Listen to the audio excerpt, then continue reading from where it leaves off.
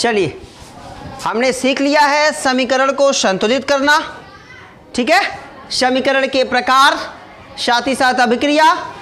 आज हम समझने वाले हैं रासायनिक समीकरण का महत्व। क्या होता है रासायनिक समीकरण का महत्व?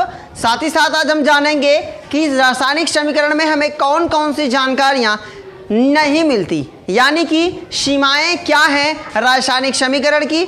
और फिर इसके बाद हम विस्तार से समझेंगे अभिक्रिया के प्रकारों के बारे में। एक एक अभिक्रिया को हम डीपली समझेंगे एक एक वीडियो में।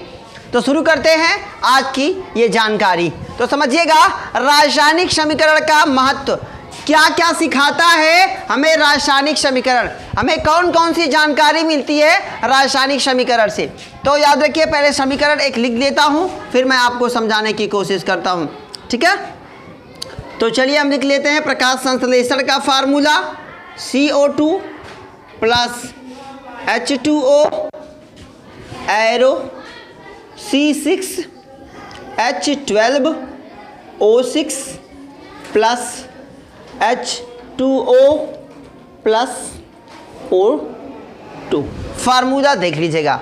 अब हमें क्या क्या जानकारियां मिलती है रासायनिक समीकरण के फलस्वरूप। तो हमें क्या क्या पता चलता है, हमें अभिकारक और उत्पाद के बारे में सारी जानकारी मिलती है। हमें क्या क्या जानकारी मिलती है, हमें अभिकारक व उत्पाद की सारी जानकारी मिलती है। हमें किसकी किसकी जानकारी मिलती है भाई? तो हमें मिलती है जानकारी किसकी? अभिकारक और उत्पाद। चलिए, अगर आपने पढ़ा होगा तो भी ठीक है, अगर जिसने पहली बार ज्वाइन किया है वो भी ठीक है। क्या है अभिकारक? तो मैंने आपको पहले ही समझाया है कि ये तीर के इधर जितनी जानकारी है, तीर के इधर के जितने यौगिक आपको दिख रहे हैं, ये क्या कहलाते हैं? यही कहलाते हैं अभिकारक। अभिकारक, तो ये है हमारा अभिकारक। साथ ही साथ हमें किसकी जानकारी मिलती है? उत्पाद की जानकारी मिलती है। तो मैं आपको परिभाषा समझा देता हूं। अभिकारक किसे कहते हैं? अभिकारक वह होता है जो अभिक्रिया के बाद क्या करता है? रूप बदल देता है। क्या करता है भाई? रूप बदल देता है। अगर हम बात करें उत्पाद की, तो उत्पाद क्या होता है? अभिक्रिया के फलस्वरूप बनने वाले नए पदार्थ को हम क्या कहते हैं? उत्पाद कहते हैं। तो रासायनिक समीकरण से हमें किसकी किसकी जानकारी मिलती है? हमें अभिकारक व उत्पाद की क्या मिलती है? जानकारी मिलती है। हमें ये पता चलता है कि कौन कौन से तत्व, कौन कौन से पदार्थ मिलकर किस चीज का उत्पादन या फिर क्या बनाते हैं, या कौन कौन से अभिकारक मिलके कौन कौन से उत्पाद का निर्माण करते हैं, ये हमें पहली जानकारी मिलती है। बढ़ते हैं आगे, समझते हैं दूसरी जानकारी के बारे में। क्या मिलती है दूसरी जानकारी? हमें ये पता चलता है अभिकारक व उत्पाद के अणुओं का संघटन, यानी कि जो अभिकारक हैं और जो उत्पाद हैं वो किन किन चीज़ों से, किन किन तत्वों से मिलकर बने हुए हैं। जैसे अगर हम बात करें ये पहला वाला अभिकारक जो आपका क्या है, CO2 यानी कि कार्बन डाइऑक्साइड, तो ये किन किन तत्वों से मिलकर बना है? तो ये किससे किससे मिलकर बना हुआ है? ये बना हुआ है कार्बन, और दूसरा किससे बना हुआ है?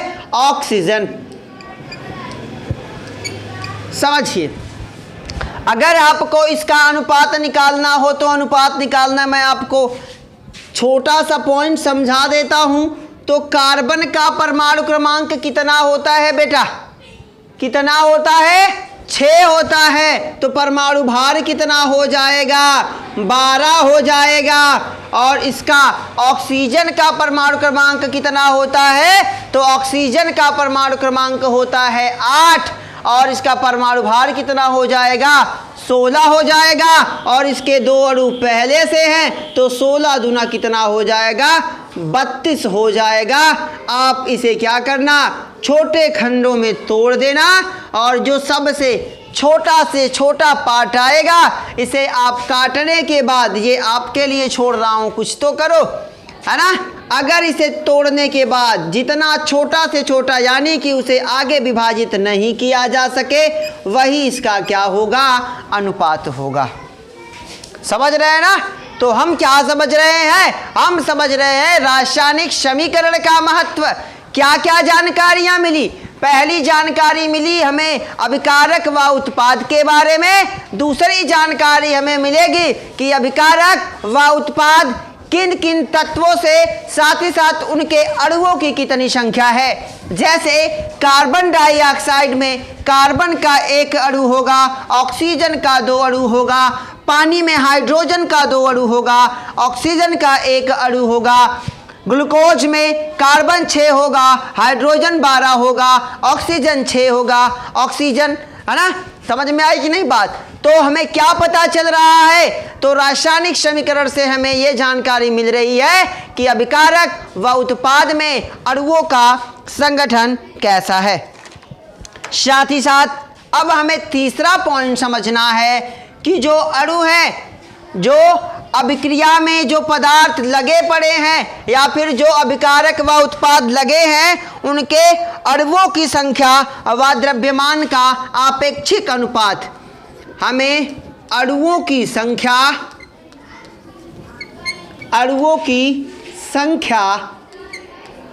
व आपेक्षिक द्रव्यमान की जानकारी प्राप्त होती है। जैसे अभी ये पॉइंट मैंने आपको समझाया, है ना। जैसे एग्जाम्पल, फॉर एग्जाम्पल समझ लो कि अणु जितने भी उत्पाद हैं या फिर अभिकारक हैं उनके अणुओं का जो द्रव्यमान होगा वो कितना होगा। तो क्या करना है? चलो मैंने अभी तुमको बताया है, वो आपने किया होगा, नहीं किया है तो मैं आपको यहाँ किए देता हूँ। हाइड्रोजन कितना है बेटा? हाइड्रोजन यहाँ पे है 2, है ना। समझ रहे कि नहीं? 2 कर दीजिए, सीधे अनुपात में निकालिए। यहाँ कितना हो गया? इसका कितना हो जाएगा? 16 हो जाएगा। तो 2 को 16 से आप डिवाइड करोगे तो अनुपात कितना बन के आया? 1:8 बनकर आया। आया कि नहीं आया? तो हमें ये भी चीज़ प्राप्त हो जाएगी कि कितना अनुपात मिलकर उसने पर निर्माण किया है किसका? जल का। यानी कि हमें चाहे अभिकारक हो चाहे उत्पाद हो, उसमें जो यौगिक है या चाहे अभिकारक है चाहे उत्पाद है, उनका जो अणुओं का जो आपेक्षिक द्रव्यमान है या फिर अणुओं की कितनी संख्या है, हमें इसकी भी जानकारी प्राप्त हो जाएगी। जैसे यहाँ देखो, ऑक्सीजन के कितने अणु दिख रहे हैं भाई? 2 दिख रहे हैं। यहाँ हाइड्रोजन के कितने अणु दिख रहे हैं? 2 दिख रहे हैं। यहाँ कार्बन के कितने अणु? 2। यहाँ हाइड्रोजन के कितने दिख रहे हैं? 12। ठीक उसी प्रकार से, और साथ ही साथ अगर अपेक्षिक द्रव्यमान निकालना हो तो आप यूँ निकाल सकते हो। अब देखो मैंने आपको यहाँ पे समझाया था, तो देखो ये सबसे छोटा है कि नहीं है। इससे आगे क्या आप इसे विभाजित कर सकते हो? अगर कर सकते हो तो वो उसका आखिरी द्रव्यमान होगा। ठीक है, चलो आगे समझते हैं। यहाँ तक बेटा समझ में आया कि नहीं आया? चलिए आगे बढ़ते हैं। अगला पॉइंट हमें क्या समझ में आता है? अभिक्रिया की प्रकृति समझ में आती है। अभिक्रिया की क्या समझ में आती है बेटा? प्रकृति समझ में आती है। प्रकृति मतलब मैंने आपको बताया था अभिक्रिया कितनी प्रकार की होती है? 2 प्रकार की वैसे होती है, रासायनिक प्रकृति और दूसरी क्या होती है? भौतिक प्रकृति। रासायनिक प्रकृति और दूसरी क्या समझ में आती है? भौतिक प्रकृति। क्या होती है भौतिक प्रकृति? क्या होती है रासायनिक प्रकृति? इसका जिक्र हमने बार बार किया है। जब कोई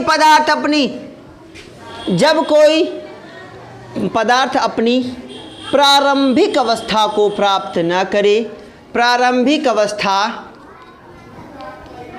को प्राप्त न करे वो क्या है? रासायनिक प्रकृति है।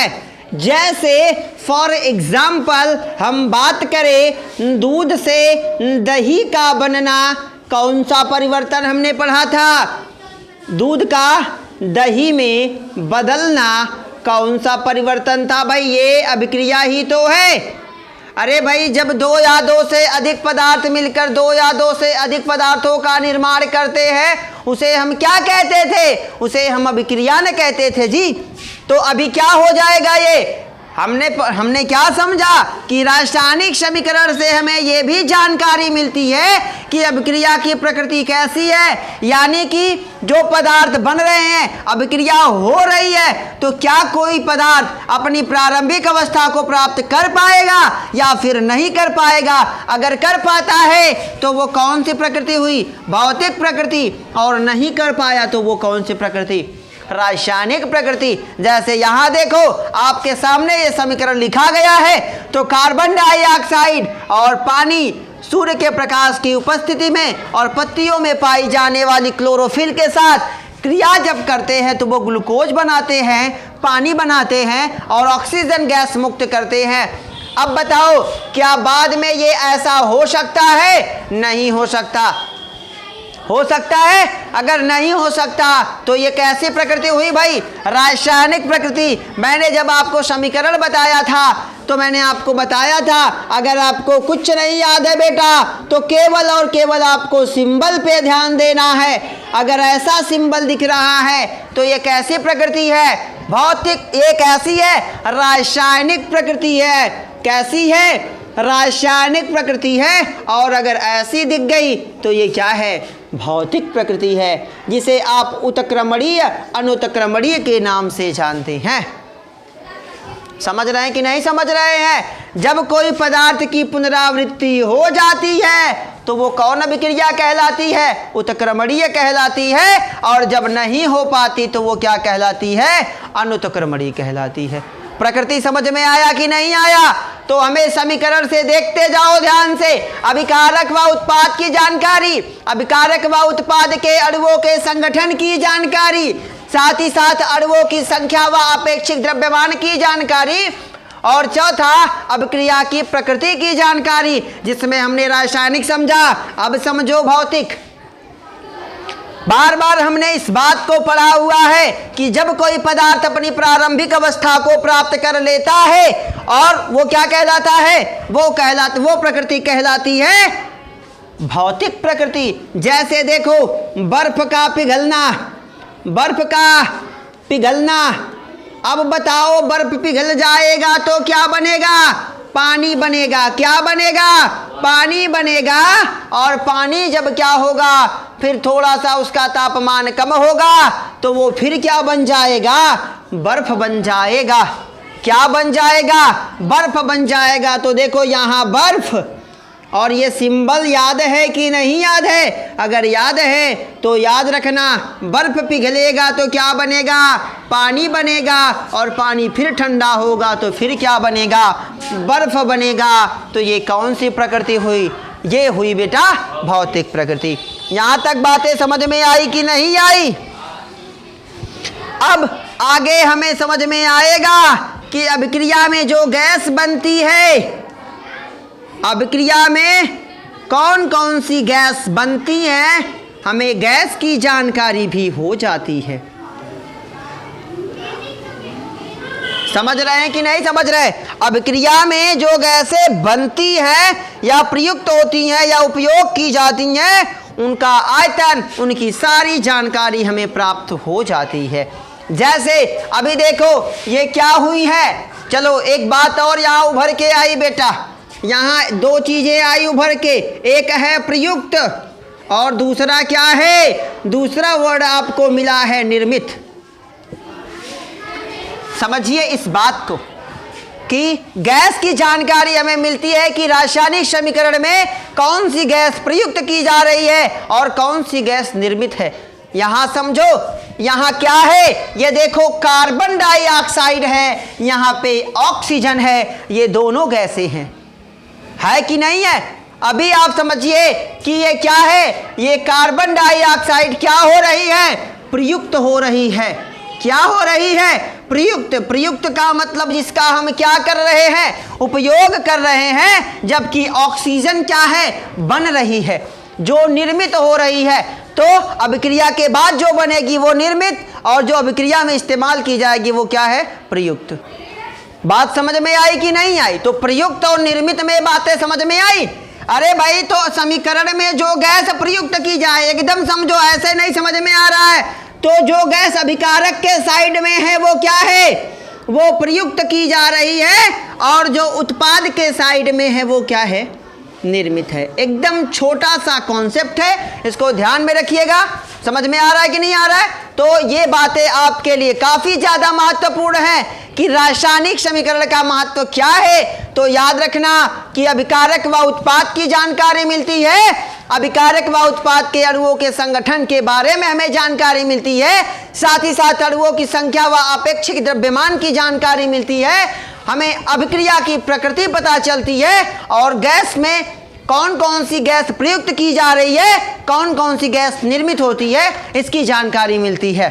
ठीक है, अब आगे हम पढ़ेंगे इसकी सीमाएं, समीकरण की सीमाएं क्या हैं। तब तक के लिए इजाजत, बेस्ट ऑफ लक।